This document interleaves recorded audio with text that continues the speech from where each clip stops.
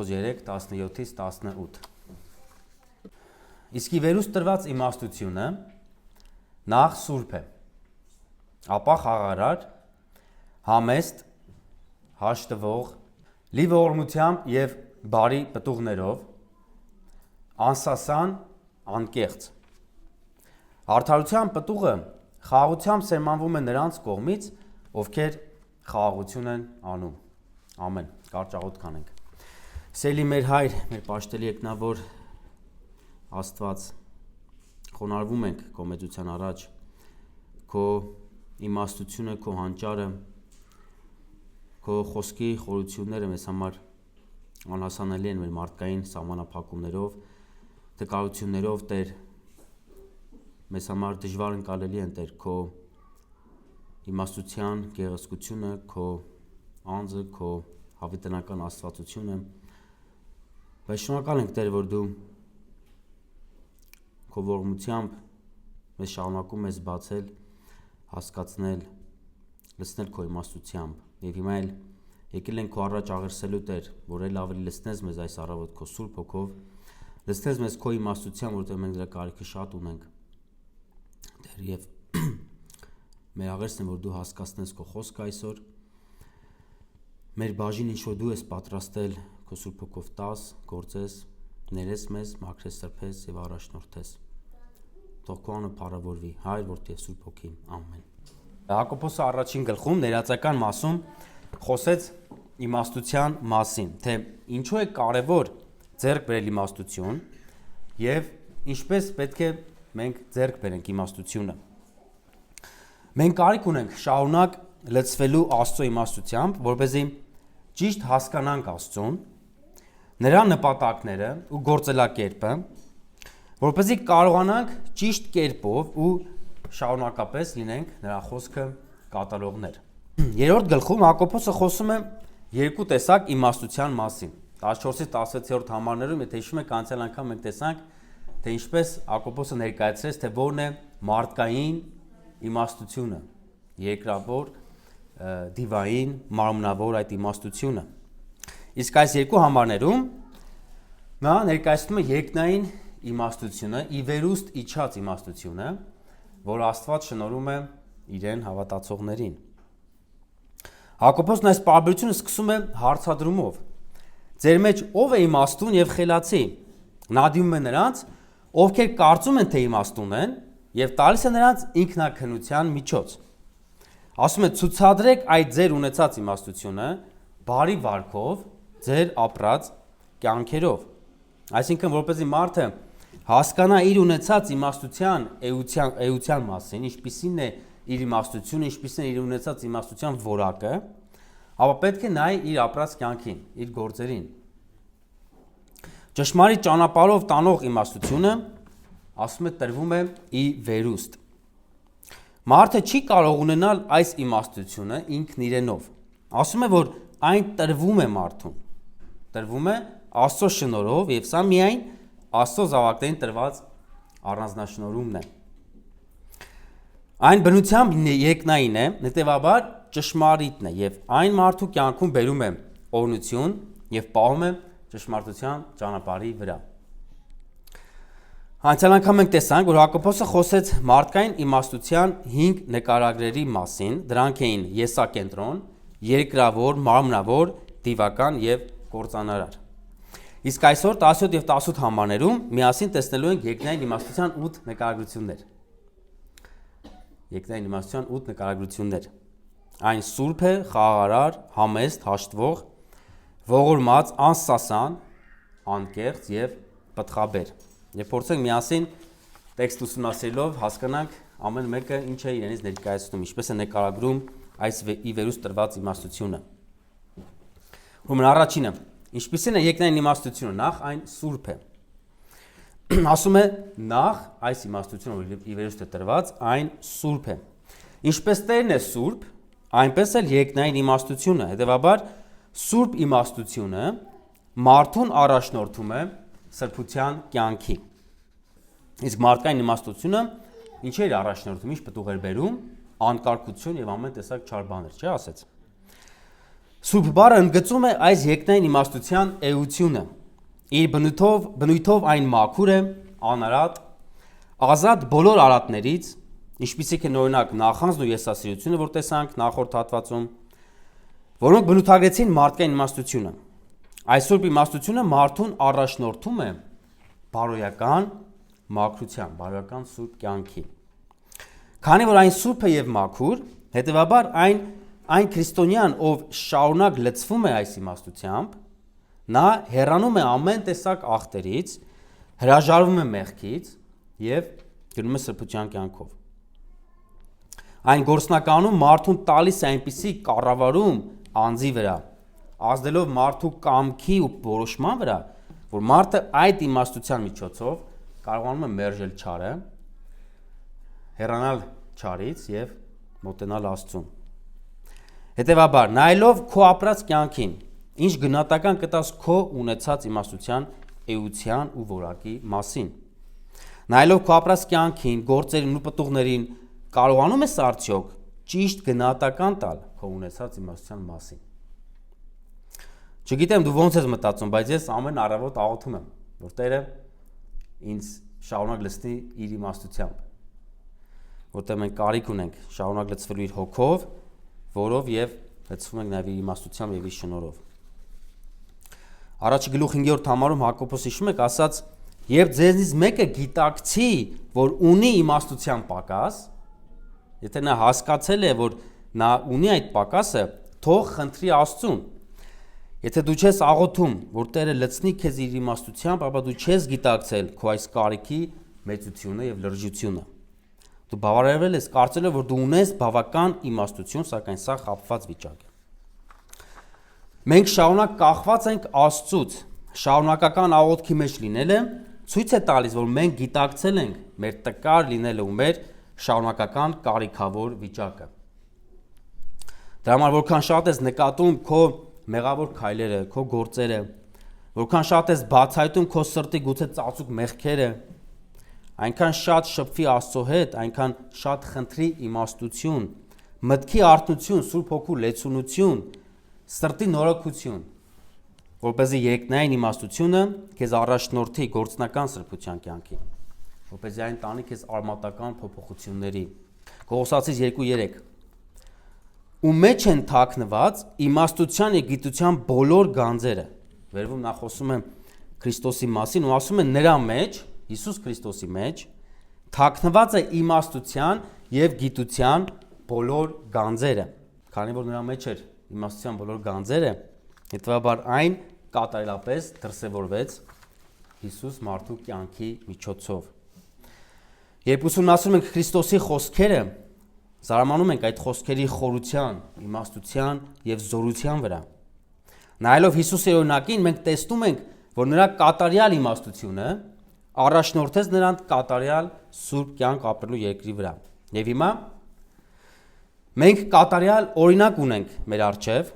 ում հետքերով մենք պետք է նաև ընթանանք, ձգտելով սրբության կյանքի։ Իսկ դրա համար մեզ պետք է շարունակ լցվել Սուրբ Հոգով, ով շարունակ լցնում է մեզ վերին իմաստությամբ։ Դրա համար առաջին նկարագրությունը այստեղ նա խոսում է իմաստության սուրբ լինելու մասին։ Այն սուրբ է, այն կատարյալ է,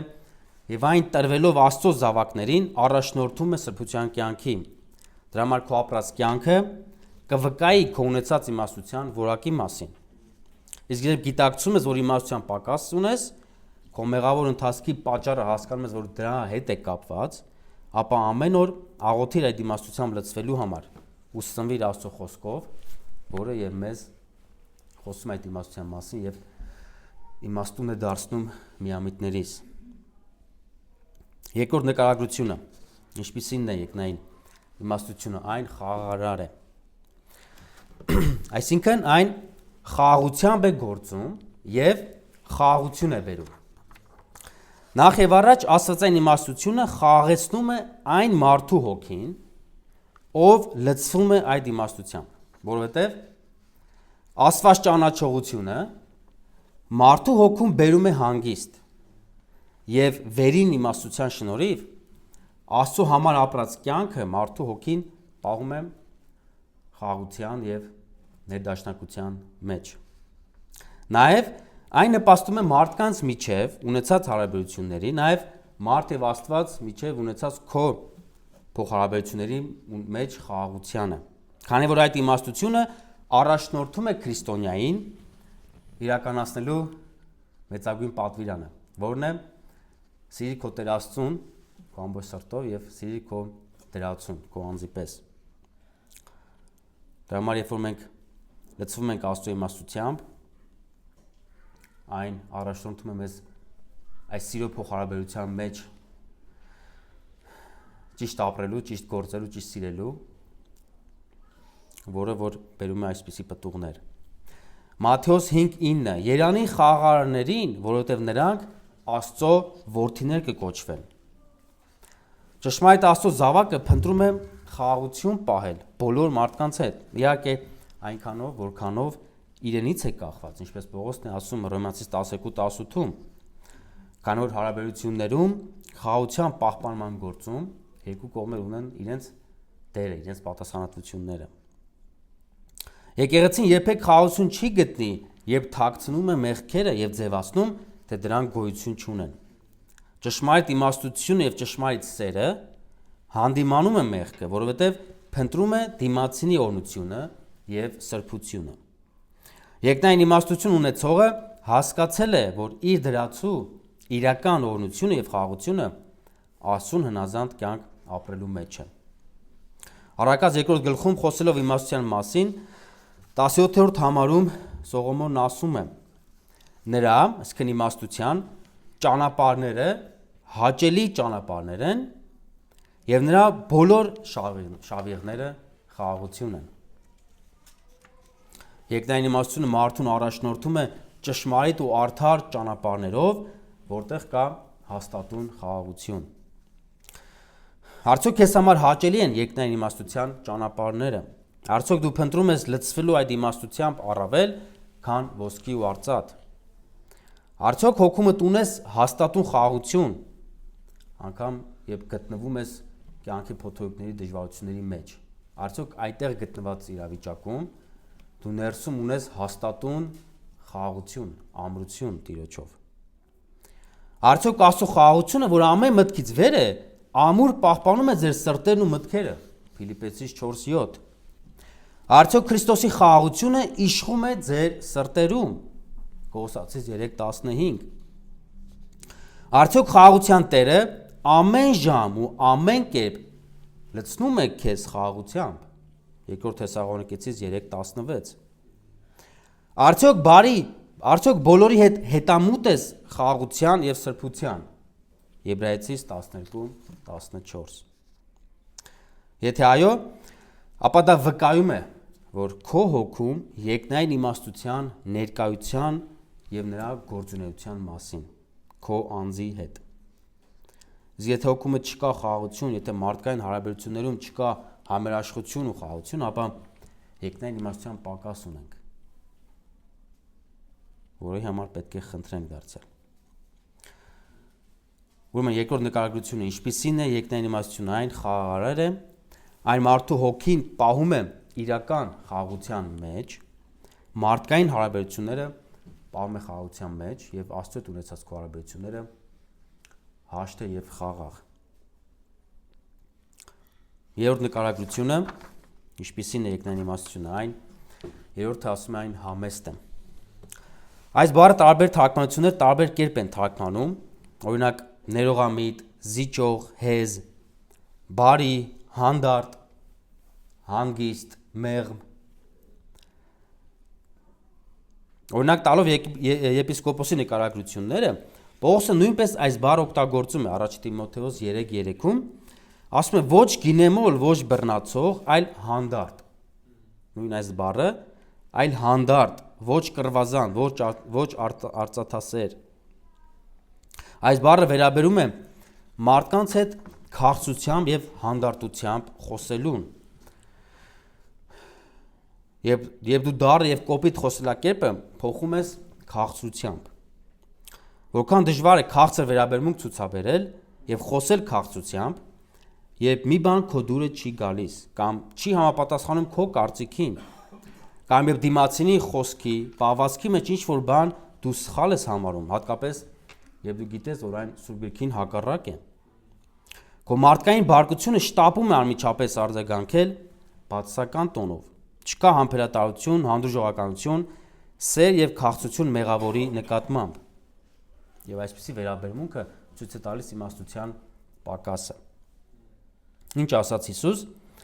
Ինձանից սովորեք, որովհետև ես հեզ եմ ու սրտով խոնարհ։ Որքան անգամներ մարդկանց չար խոսքերին, արարքներին Հիսուս պատասխանեց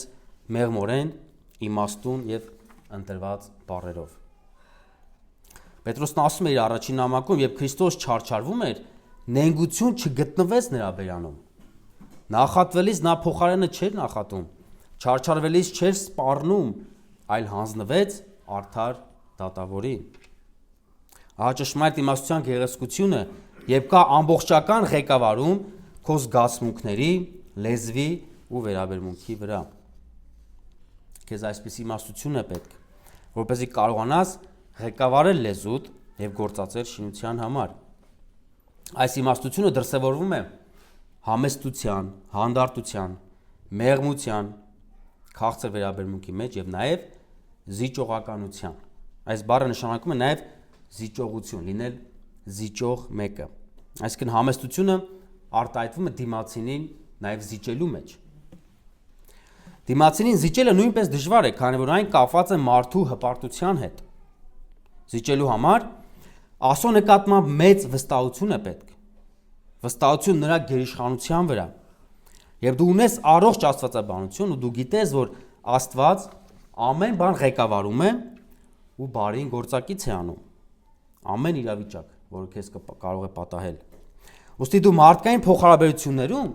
երբ չկա իհարկե մեղքի հարց, չկա ակնհայտ հակասություն Սուրբ Գրքին, բայց եթե կա անհամապատասխանություն քո կարծիքի հետ, ապա մի վիճիր, մի լարիր մթնոլորտը, մարդկային հարաբերությունները, մի եղիր կոպիտ ու դառ, այլ հանձնիր Աստծուն, վստահելով Աստծուն, շարունակիր վարվել քաղցրությամբ, սիրով եւ համբերատարությամբ։ Գիտես ինչու ես դու բարկանում, տաքանում, բղավում կամ վանում մարդկանց քեզնից, քանի որ դու ունես վախեր ապագայի նկատմամբ, վախեր, որ դիմացինը կարող է օգտվել քո բարությունից, քո համեստությունից ու ավելի շատ սխալներ թույլ տալ եւ գուցե վնասներ տալ նաեւ քեզ։ Տեսնում ես, թե ինչպես է այն կապված քո Աստծո նկատմամբ ունեցած վստահությունից։ Եթե ապագատ վստահել ես Տիրոջը, ով ամեն բան բարին գործակից է անում, անգամ այն ամեն չարիքը, որ մարդիկ կփորձեն գործել քո նկատմամբ, ապա ինչու ես վախենում։ Եթե Աստված է քո Տերը, քո կյանքի ամեն իրավիճակի ղեկավարը։ Վստահիր կատարելապես ամեն բան Աստծուն եւ եղիր զիջող, համեստ, հանդարտ, ոչ կռվարար, այլ խաղաղարար։ Ու Տերը արդարությունը եւ ճշմարտությունը իր ժամանակին կցուցադրի։ Նա քեզ ամոթով չի թողնի։ Ճշմարիտ իմաստությունը վստահում է Աստծուն այնպես, որ չունի վախ անգամ այդ զիջելու մեջ։ Նա չի պարտադրում իր կարծիքը ինչ-որ հարցերի վերաբերյալ։ Եվ այսպիսի վերաբերմունքը մարդկանց նկատմամբ պահում է այս խաղաղությունը, ամերաշխությունը եւ բաց դուռը փոխհարաբերության համար։ Իմաստությունը շատ խոսելու մեջ չէ, ոչ էլ անձը ցուցադրելու մեջ է, ոչ էլ երևացող տեղեր զբաղեցնելն է կամ համացանցում տարածում ունենալն է, ոչ իմաստությունը համեստության մեջ է։ Իմաստությունը նայում է, թե ինչպես հաճեցնի Աստծուն, ինչպես պատվի Աստծուն իր բոլոր գործերով, խոսքերով ու պահվածքով։ Նրա ակնկալիքը Աստծո գնահատականն է, թե ինչպես է Աստված գնահատում մեր պահվածքը, մեր կյանքը։ Դրա համար նա համեստ է, ցուցամոլ չէ, իր անձը ցուցադրության մեջ չի դնում տարբեր հարթակներում։ Եթե մարդկանցից ես ուզում գովես ստանալ ու փառավորվել, Հիսուսն ասաց, քո վարձքը արդեն ստացել ես։ Իսկ երբ ծածուկ կերպով ես գործում Աստծո համար, ոչ թե ցուցադրական, ապա վարձդ, ասում է Աստծուց կստանաս։ Աշխարհը համեստությունը գնահատում է որպես հարիֆություն, հիմարություն, խեղճություն, վախկոտություն, Սակայն ճշմարիտ համեստության մեջ կա ճշմարիտ իմաստությունը։ Ճշմարիտ համեստության մեջ կա քաջություն եւ խիզախություն։ Քանի որ մարդը հրաժարվում է դիմակ կրել ու նմանվել ուրիշներին։ Դրա համար այս նկարագրության մեջ տեսնում եք, որ այն խոսում է համեստության մասին, համեստ պահվածքի մասին։ Ինչպիսին եկնեն իմաստություն, այն համեստ է, զիջող, հեզ, հանդարտ ու մեղ։ Այն կարիք չունի իր անձը ցուցադրելու, քանի որ հասկացել է, որ այս կյանքը Հիսուսի մասին է եւ Հիսուսը պետք է երևա։ Հիսուսի բնավորության գծերը պետք է ցուցադրվի իր օրինակով։ Հիսուսի համը պետք է տարածվի մեր ապրած կյանքերով։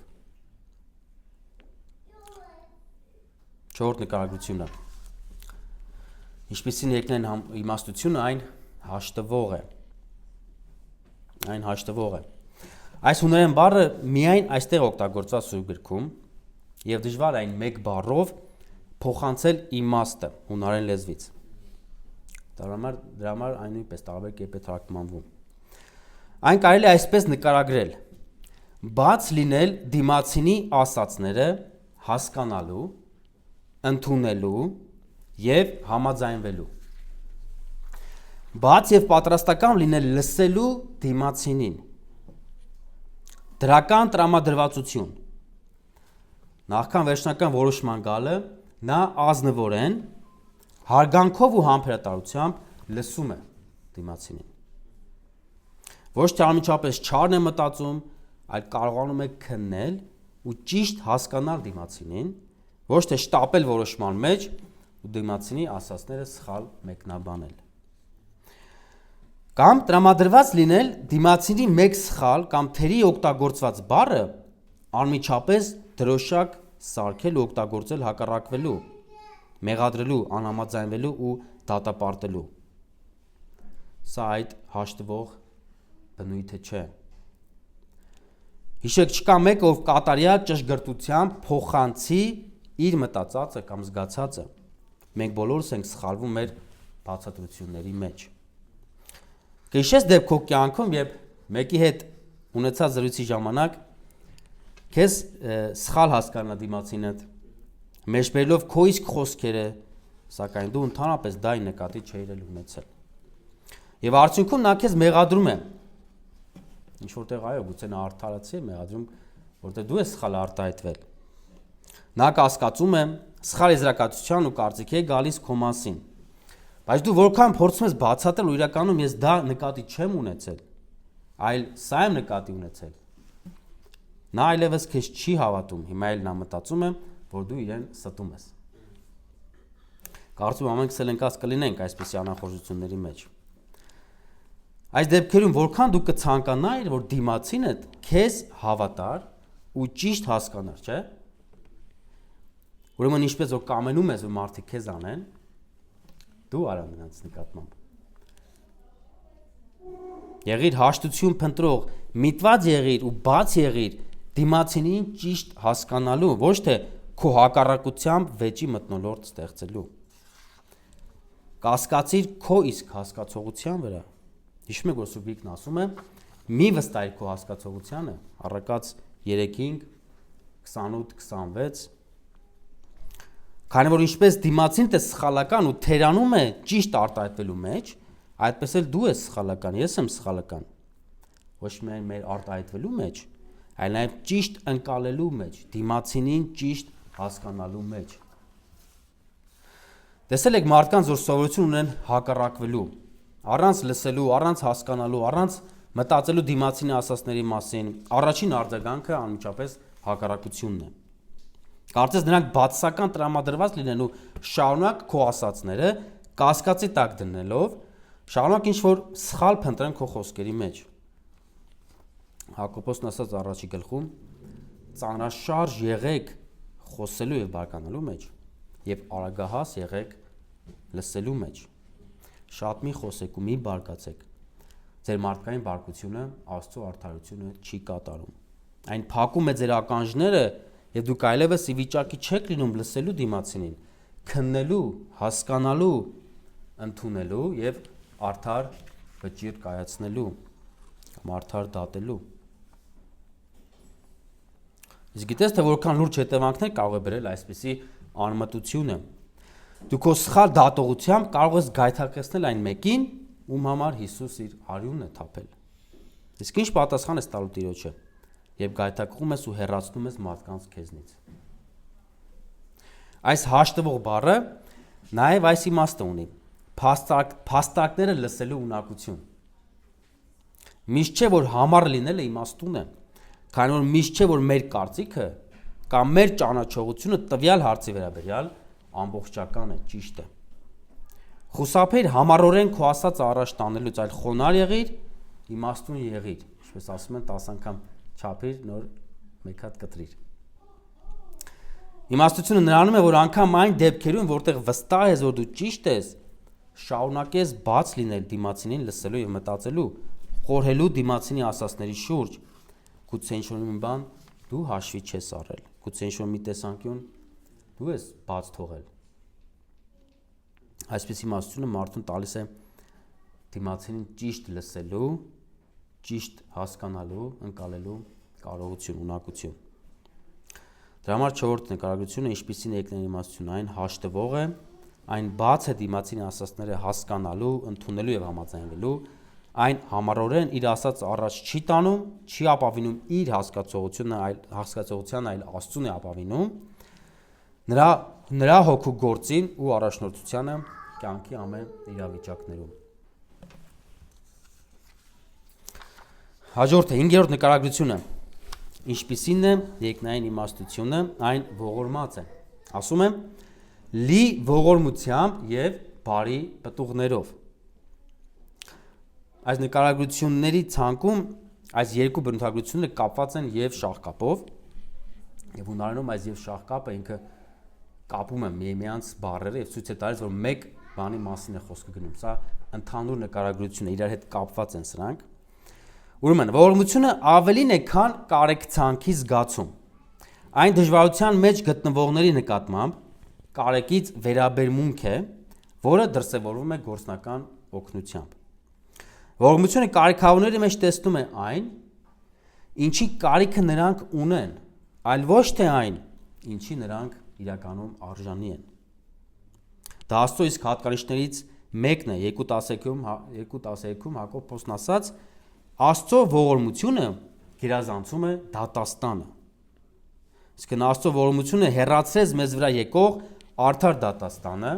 այն պատիժը, որի մենք իրականում արժանի ենք։ Ինչպես Աստված է ողորմած, այդպես էլ նրա զավակները, ովքեր լցվել են նրա իմաստությամբ, նրա հոգով եւ ովքեր նմանվում են իրենց Տիրոջը։ Մատթեոս 5:7 Երանի ողորմածներին, որտեղ նրանք ողորմություն կգտնեն։ Արդյոք դու մարդկանց հատուցում ես ըստ իրենց արժանիքի, թե ողորմությամբ լի ես, ներողամիտ, մեծահոգի եւ տվող, դիմացինի կարիքները լրացնող։ Ողորմություն ու բարի պտուղները միասին են գրված, քանի որ այս բարի պտուղները նշանակում է գործնական հոգատարություն դիմացինի կարիքների համար։ Սա այնպիսի ողորմած վերաբերմունք է, որը կարիքավորին պարզապես չի ասում, դե գնա, կշտացիր, տաքացիր, ես քեզ համար կաղոթեմ, ինչպես Հակոբոսն էր օրինակ բերում։ Ոչ, նա իր ձեռքը բաց է պահում եւ կիսվում է այն օրնությամբ, որը ստացել է Տիրոջից։ Դրա համար իմաստուն քրիստոնյան ագահ չէ, արծաթասեր ու նյութապաշտ չէ, եսակենտրոն չէ։ Նա չի ապրում իր շահի ու հարմարվետության համար, նա շնորհառատ է։ Մարդկանց կարիքները իր սեփական ցանկություններից նա առավել է համարում։ Նա իր մարմնական զանազան ցանկությունները մերժում է, իր կոմֆորտը մերժում է, որպեսզի իր շուրջիների կարիքները հոգա, իր եկեղեցու կարիքները հոգա, ավետարանի գործի համար հոգա ու դրանով Աստծուն փառավորի։ Փիլիպպեցիս 2:19-24 Բայց Տեր Հիսուսով հույս ունեմ, որ Տիմոթեոսին շուտով ձեզ մոտ կուղարկեմ, որպեսզի սիրտս էլ հանգստանա եւ ձեր մասին տեղեկանա, որովհետեւ սրտակից մեկը չունեմ, որ ձեր մասին մտերմաբար հոգ տանի։ Քանի որ բոլորն իրենց շահն են որոնում եւ ոչ թե Հիսուս Քրիստոսի շահը։ Բայց դու գիտեք նրա արժանի լինելը, որովհետեւ ինչպես որդին իր հորը, այնպես էլ նա ինձ հետ ավետարանին ծառայեց։ Ահա երկնային իմաստությամբ լցված մարդու օրինակը։ Մարդ, ով չի փնտրում երկրավոր նյութական հաջողություններ, հարստություն կամ հարամարավետություն,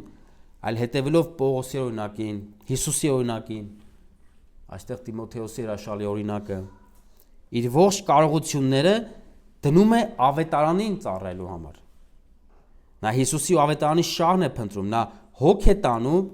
իր եկեղեցու կարիքների համար, որով եւ ծառայում է միաբանությամբ ավետարանի առաջընթացին։ Մարդկային իմաստության արդյունքում ամեն տեսակ չար պտուղներ կար, չէ՞։ Իսկ երկնային իմաստության արդյունքում ամեն տեսակ, ասում է, բարի պտուղներ, լի, ասում է, բարի պտուղներով։ Ինչպես ես դու հոգ տանում Աստծո ընտանիքի կարիքներին, ինչպես ես դու փնտրում ավետարանի շահը, ու որքանով ես նպաստում Աստծո արքայության տարածմանը այն ամենով, ինչ ստացել ես Աստծուց։ Արդյոք դու բարի տնտես ես, ով Աստծո տված իմաստությամբ ճիշտ գործածում է իրեն վստահված տնտեսությունը։ Չէ՞ որ ամեն բան ինչ որ ունենք, այն Աստծոց է, Աստծո ողորմությունն է, Աստծո տված շնորհներն են, որով մենք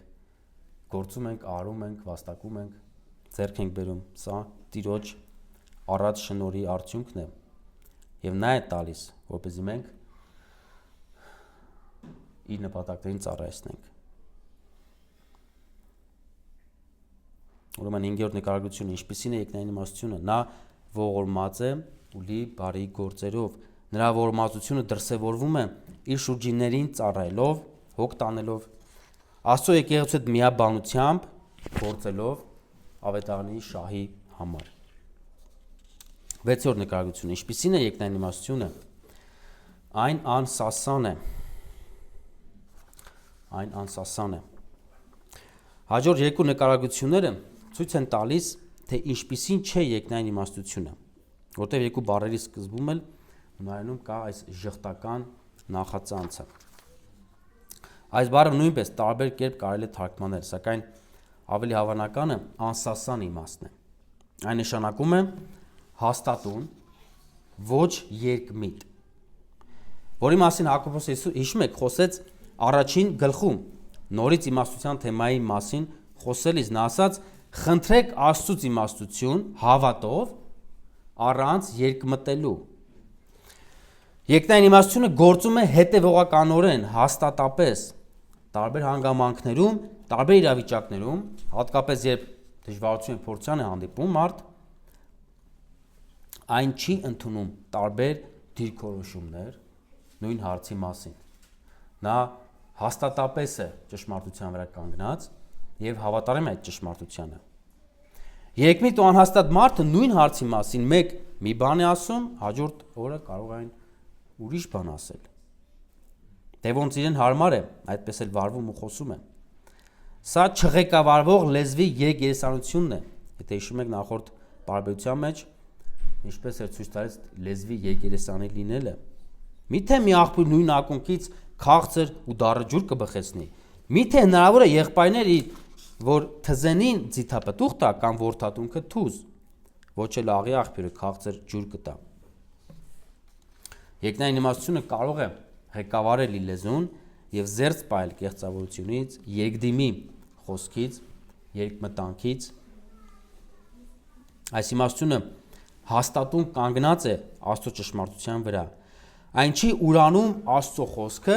որևէ իր շահի, ցանկության, ապահովության, հարմարավետության կամ անգամ կորուստների դեպքում։ Նա մի կողմ չի դնում Աստծո խոսքը, որն իրեն հարմար չէ, որպեսզի իրեն ավելի հարմար և հաճելին անի։ 2 Տիմոթեոս 1:12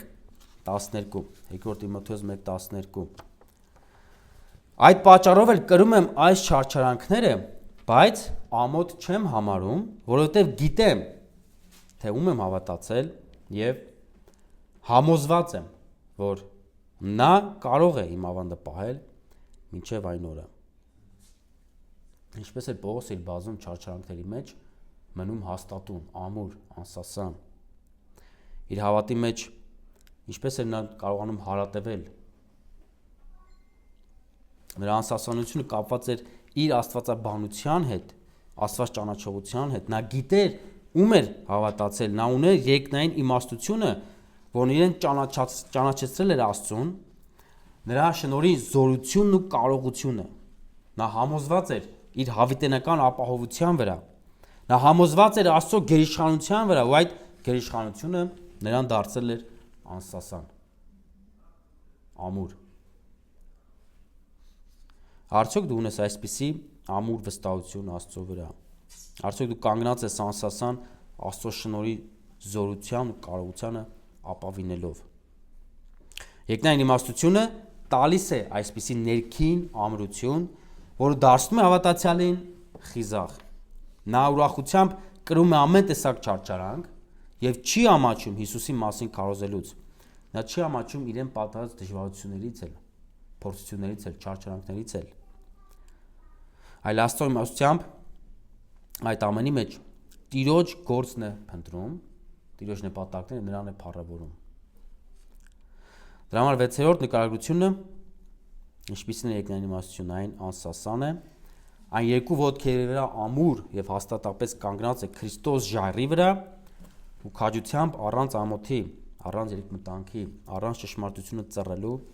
խոսում, գործում եւ ապրում է։ Սա երկնային իմաստության 6-րդ նկարագիրը։ Հաջորդը 7-րդը։ Ինչպիսին է երկնային իմաստությունը, այն անկեղծ է։ Այն անկեղծ է։ Սա նշանակում է, որ նման իմաստությունը զերծ է ամեն տեսակ կեղծիքից, այն դիմակի կարիք չունի, քանի որ թաքցնելու ոչինչ չունի։ Եվ մարդու ընդունած դիրքորոշումը հաստատ է ու անսասան, ապա կեղծելու եւ ստելու վտանգը հեռանում է։ Անկեղծ մարդը ազնիվ մարդն է, ով ներկայանում է այնպիսին, ինչպիսին կա։ Ազնիվ է խոստովանելու եւ ընդունելու անգամ իր սեփական սխալները, իր տկարությունը։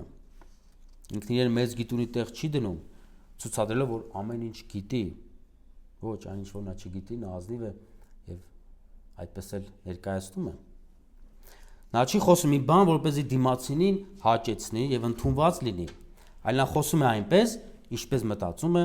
ինչ կարծիք որ ունի այս կամ այն հարցի մասին։ Հիսուս շատ խոսեց փարիսեցիների կեղծավորության մասին։ Մի անգամ քահանապետներն ու դպիրները լրտեսներ ուղարկեցին Հիսուսի մոտ, որ հարցերով փորձեն ծուղակը գցել Հիսուսին ու դատապարտելու առիթ փնտրեն։ Այս պատմությունը կարող կարդալ Մատթեոս 22-րդ գլխում, երբ այս լրտեսները հարցնում են Հիսուսին. օրինավոր է արդյոք կայսերին հարկ տալը։ Եվ գրված է, որ Հիսուս գիտեր իրենց սրտում եղած խորամանկ մտադրությունը, նա կոչեց իրենց կեղծավորներ։ Նրանք իրենց մտքում այլ բան էին մտածում, իսկ արտաքնապես արդար էին ձևացնում, կարծես թե իրենք եկել են Հիսուսից սովորելու, կարծես ուզում են ճիշտ իմանալ Հիսուսից, ինչպես մյուս բոլոր ժողովուրդը, որ ազնիվ եկել էր սովորելու։ Կեղծավորությունը նախ կապված է մարդու շարժառիթների հետ։ Այս կեղծավորների շարժառիթը չար էր, ծածկված էր, նրանք արտաքնապես ցույց էին տալիս ուրիշ նպատակ, թե ինչու են այս հարցը տալիս Հիսուսին, սակայն սրտում ունեն ուրիշ նպատակներ, ուրիշ մտադրություններ։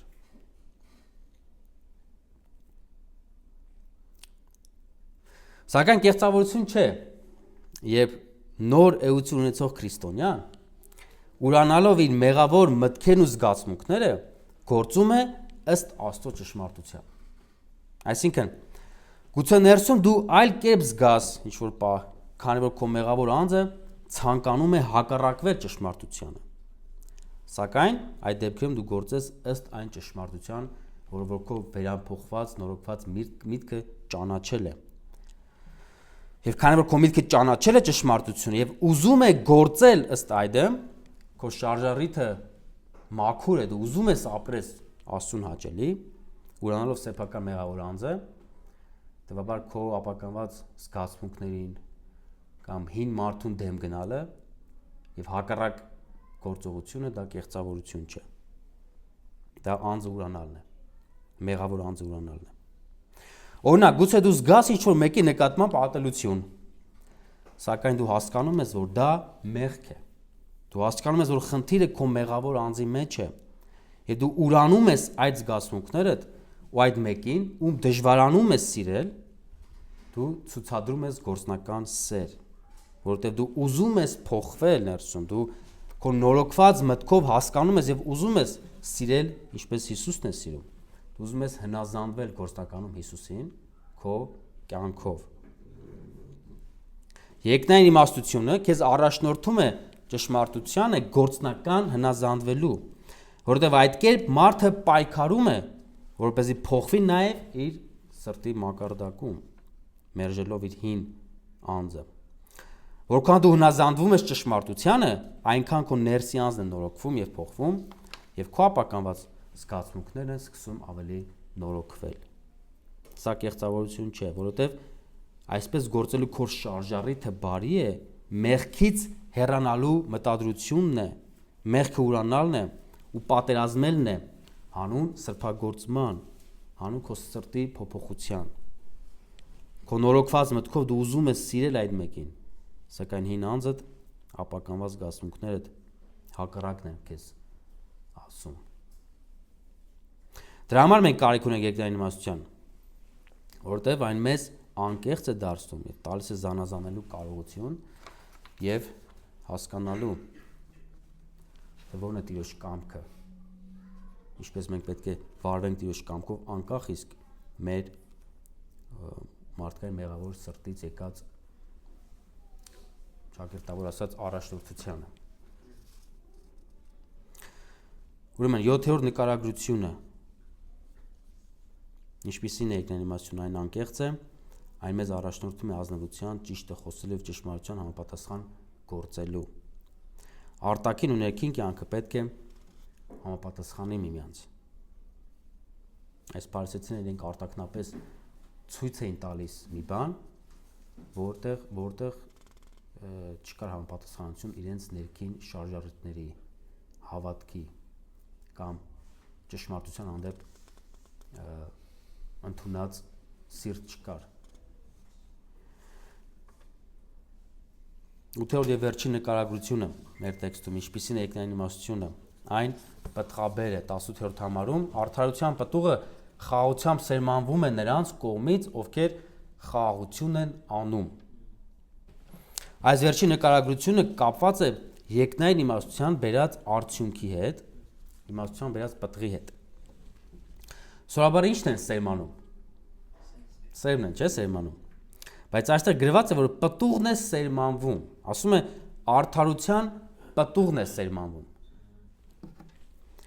Քանի որ երկնային իմաստությունը արդարություն է գործում, այն բերում է արդարության պտուղներ։ Սա երկնային իմաստությունից եկած արդյունքն է։ Մարդկային իմաստության արդյունքում զանազան անօրենություններ են ծնվում։ Հիմա ասում է, որ այս պտուղը սերմանվում է։ Այսինքն այս պտուղը ինքնանպատակ չէ, այն իր հերթին նույնպես սերմանվելու է ու ակնկալվելու է պտուղ նաև ապագայում։ Երկնային իմաստությամբ լցված քրիստոնյաները, ովքեր խաղաղարարներ են ու շարունակում են գործել խաղաղությամբ, նրանք այս պտուղները շարունակում են գործածել ի փառս Աստծուն։ Այն սերմանվում է ու բերում է դարձյալ նոր պտուղ, նոր հնարավորություն Աստծուն փառավորելու եւ այս այն օրինությամբ, որ իրենք ստացել են։ Ինչպես օրինակ վերցնենք որևէ մի մրգի, որևէ մի ծառ, որ միրգ է տալիս, հա, օրինակ խնձորը։ Երբ որ ծառը խնձորի պտուղ է տալիս, այս խնձորը հասունանալով իր մեջ ունի նաև պոտենցիալ, որ երբ որ այն ցանես, այն նույնպես պտուղ բերի, չէ՞։ Նմանապես մեր կյանքերում Աստծո շնորհի բերած պտուղներն են եւ այս արդյունքում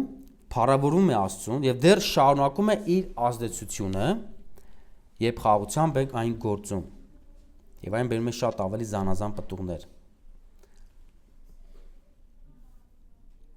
Այս պտուղը սերմանելու համար անհրաժեշտ պայմանը ի՞նչն է, ասում է, խաղաղությունն է։ Այն պետք է խաղաղությամբ սերմանվի նրանց կողմից, ովքեր խաղաղություն են անում։ Երբ մարդկային հարաբերություններում կա խաղաղություն եւ ներդաշնակություն, դա այն բարենպաստ պայմաններն են, որը նպաստելու է հաջող սերմնացանի եւ սերմի հետագա աճի նաեւ հաջողությանը։ Դրա համար երկնային իմաստությունը ստեղծում է խաղաղության մթնոլորտ մարդկային հարաբերությունների մեջ։ Կռիվների ու վեճերի մեջ չկա արդյունավետություն, այն փակում է դռները մարդկանց առջև, այն այրում է կամուրջները, այն հողը չոր ու անբերի է դարձնում։ Դառնությամբ ցանված սերմը դառնությամբ պտուղ է տալիս։ Դրա համար մարդկային քո հարաբերությունների մեջ թող կոպտությունը, տանտեղի խստությունը, դառը վերաբերմունքդ կամ դառը խոսքերդ միշտ ապիր մարդկանց մասին եզրակացություններ անել, գնահատականներ տալ, դառնությամբ խոսել ու վանել քեզնից հեռու։ Դու եղիր խաղաղարարը ու խաղաղության մթնոլորտը պահելով սերմանիր արդարությունը եւ ճշմարտությունը։ Իսկ մնացածը վստահիր սերմը աճեցնողին իր կամքի ու իր ժամանակների համաձայն։ Ուրեմն ամփոփենք։ Հակոբոսն իր նամակում բազմիցս շեշտում է, որ յուրաքանչյուր ոք, ով իրեն քրիստոնյա է անվանում, պետք է դա հաստատի նաև իր գործերով եւ առօրյա կյանքով։ Եթե նրա հավատը ճշմարիտ է, նա կունենա երկնային իմաստությունը Աստծուց եւ այդ իմաստությամբ շարունակապես կլծվի, կառաջնորդվի եւ այն կառաջնորդի նրան արդար, անձնուրաց, խաղաղ եւ պտղաբեր կյանքի։ Ուրեմն Հակոբոսը տվեց մեզ 8 նկարագրություն, թե ինչպիսին է երկնային իմաստությունը։ Կարճ հիշենք եւ ավարտենք։ Ուրեմն առաջին այն սուրբ է, կատարյալ է եւ այն տրվելով Աստծո զավակներին առաջնորդում է սրբության կյանքի։ Դրա համար քո ապրած կյանքը կվկայի քո ունեցած իմաստության որակի մասին։ Իսկ երբ գիտակցես, որ իմաստության պակաս ունես, քո մեղավոր ընթացքի պատճառը, որ հասկանաս, որ դա իմաստության պակասն է, ապա ամեն օր աղոթիր այդ իմաստությամբ լցվելու համար, որպես դու լինես ոչ միայն խոսքը լսող, այլ նաև խոսքը կատարող։ Երկրորդ այն խաղաղարար է, այն մարդու հոգին պահում է իրական խաղաղության մեջ, մարդկային հարաբերությունները պահում է խաղաղության կապով։ Իսկ երբ որ դու ունես անհանգստություններ, մտահոգություններ, դեպրեսիա, Աստծո զավակի հոգու միակ բուժումը Աստծո հետ հաղորդակցությունն է։ Այդտեղ է քո իրական խաղաղությունը, քո իրական վերականգնումը։ Երրորդը այն համեստ է, զիջող, հեզ, հանդարտ ու մեղ։ Իմաստությունը կարիք չունի իր անձը ցուցադրելու, քանի որ հասկացել է, որ այս կյանքը Հիսուսի մասին է։ Հիսուսը պետք է երևա, Հիսուսի բնավորության գծերը պետք է ցուցադրվի մեր օրինակով, մեր կյանքով։ Չորրորդ այն հաշտվող է, այն բաց է դիմացինի ասածները հասկանալու, ընդունելու եւ համաձայնվելու։ Այն համառորեն իր ասածը առաջ չի տանում, չի ապավինում իր հասկացողությանը, այլ Աստծուն, նրա հոգու գործին, նրա առաջնորդությանը կյանքի տարբեր իրավիճակներում։ Նա համառորեն չի պնդում իր կարծիքը, այլ խոնարհաբար լսում է մարդկանց, խորհում է դիմացինի ասածների շուրջ ու բաց է սովորելու, չվիճելու, ավելին հասկանալու, որտեղ ինքը սխալ է, նա ընդունում եւ համաձայնվում է։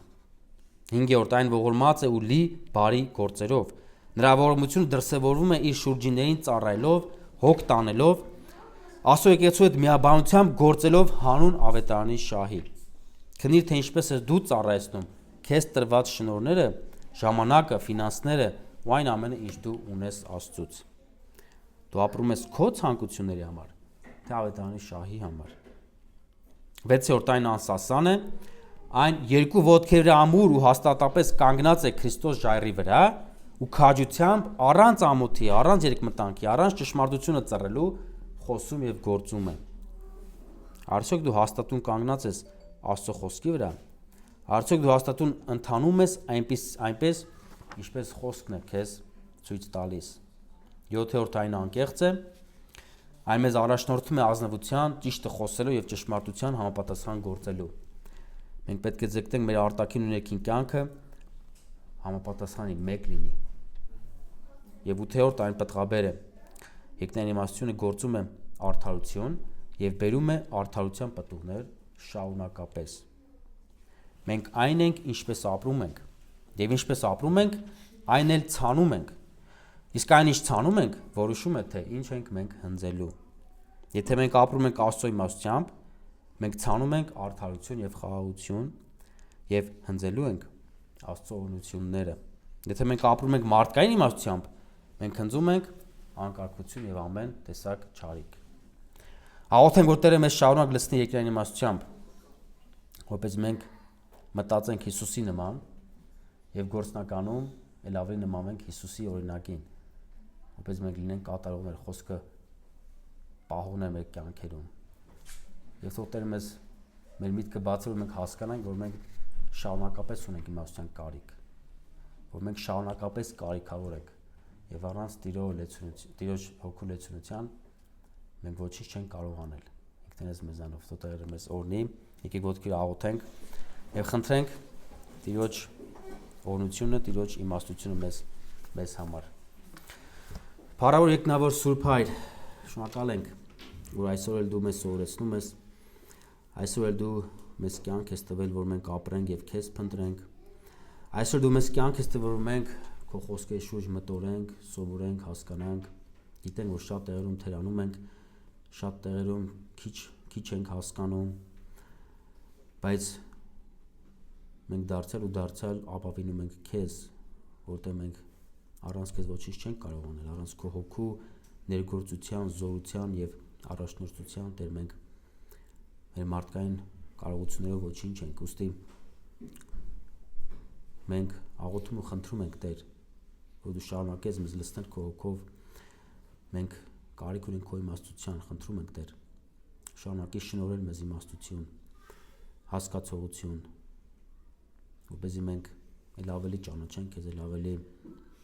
հասկանանք քո միտքը, հասկանանք քո կարծիքը հարցերի շուրջ, մեր կյանքում պատահած իրավիճակների շուրջ,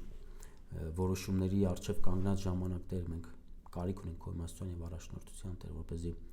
քո կամքը մենք իրապես հասկանանք, քո կամքը մենք իրապես ցանկանանք ու կատարենք, Տեր Աստված։ Օրհնիր քույրեր եղբայրներից իրենց կյանքի իրավիճակները, օրհնիր մեր բոլորի ունեցած փոխհարաբերությունները, մեր հոգեոր ընտանիքի մեջ նախ եւ առաջ մեզ շարունակի պայել խաղաղության կապով, ամուր սիրով լի, մեկս մյուսին ծառայելով, մեկս մյուսին ավելի լավը համարելով մեր անձերից, խոնարհվելով եւ ծառայելով, Տեր, ինչպես որ դու ծառայեցիր քո աշակերտներին, անգամ ինձ ոտքերը լվանալով, Տեր։ Ոստի մենք էլ թող նմանվենք քեզ, պատվենք մեկս մյուսին եւ նաեւ մեր բոլոր հարաբերությունները, Տեր, ուր էլ որ լինենք այս աշխարհում, ընտանիքում, աշխատավայրում, ուր էլ լինենք, Տեր, մենք ուզում ենք քո համը տարածել, ուստի դու մեզ այդ իմաստությունը, որ լինենք ավետարանիչներ, լինենք քայլող ավետարանիչներ, լինենք քո խոսքը ապրողներ, պահողներ, որպեսզի մարդիկ տեսնելով մեր գործերը հասկանան, որ մեր կյանքի աղբյուրը դու ես, որպեսզի մենք էլ առիթ ունենանք ցույց տալու քեզ, ցույց տալու քո շնորհի ճոխությունն ու գեղեցկությունը, որ մեր կյանքերում է եւ մեզ առաջնորդում եւ մեզ տալիս է հոգեվոր լիառատ օրհնություններ։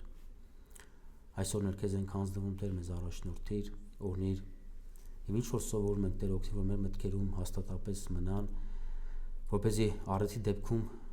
քո հոգին մեզ հիշեցնի եւ մեզ առաջնորդի կատարելուն։ Դու փառավորվիր, Հայր, Որդի եւ Սուրբ Հոգի։ Ամեն։